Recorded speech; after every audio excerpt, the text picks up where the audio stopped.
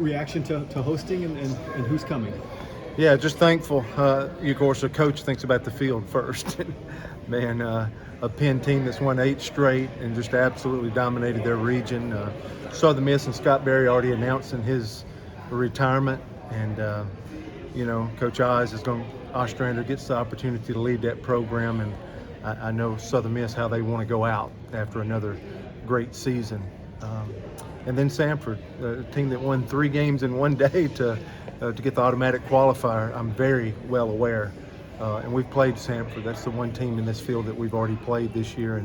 And I know how Tony David runs his show and how successful that program's been. So 3 proud schools, 3 schools that are playing great, which you'll find at this point in time of the season anyway. So we're excited to host them in Auburn. And I guess the biggest takeaway for a second before you get right back in the preparation phase is just the first time in our program's history, Auburn baseball to host back-to-back regionals at Plainsman Park is a big deal, and a credit to our assistant coaches, all of our staff, and these amazing players of breathing some consistency in the program. And last year was pretty special here, and to be able to do it again, I'm looking forward to it.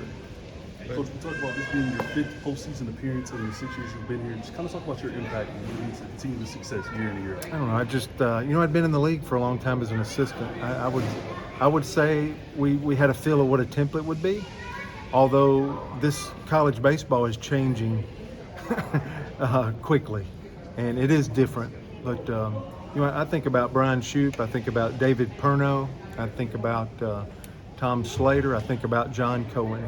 I've been fortunate enough to work for 3 national head coaches of the year in our country. So that preparation, this is an opportunity to answer a question and give them a lot of credit. And I just think being in the space for a long time as an assistant coach, you had a feel of what the template would be.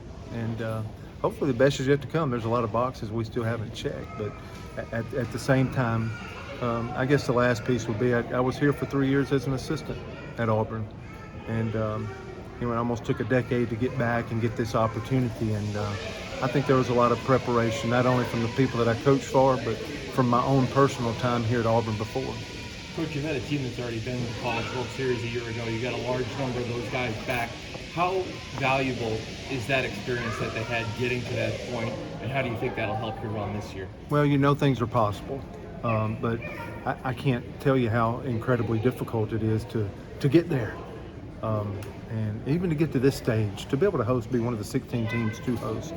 But there'll be a lot of roadblocks. It's been hard to get here. I always think those 10 weeks of SEC play are the best preparation. When you've played the number 1, the number 2 team, and 2 number 3 teams at the time we played them, that's real preparation for what's ahead of you. So I know it'll continue to be hard, but I know we're prepared. I even look at an Indiana and a Southern Cal that we had brought in here earlier.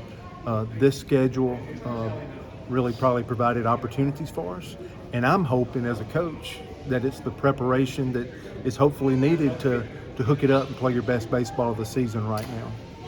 Did y'all make it to the lake, and how important was that downtime, you think, for the program? We just took a day off. We wound up playing 3 games in the tournament this year, so there was not as much downtime. So we did get the 36, 40 hours there. Got back out on the field. We did a squad game yesterday to let the throwers, you can't go between when we exited the SEC tournament and get into a region without having at bats and pitchers throwing the hitters. So we'll do the second squad game today.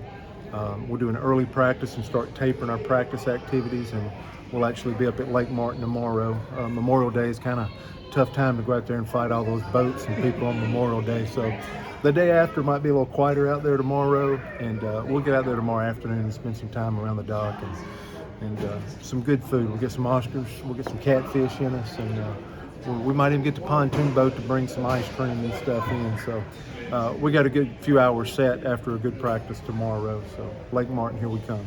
Butch, you talked about benchmarks for the program, and one of those was getting a regional here to now do it back to back. I mean, how special is it now that you can kind of soak it in a little bit? Yes, and like I said, when I say it's incredibly hard, I remember 2018 and the metrics that we had to go on the road, and you're waiting and fighting. So I understand all these teams that get the draw or don't get the draw.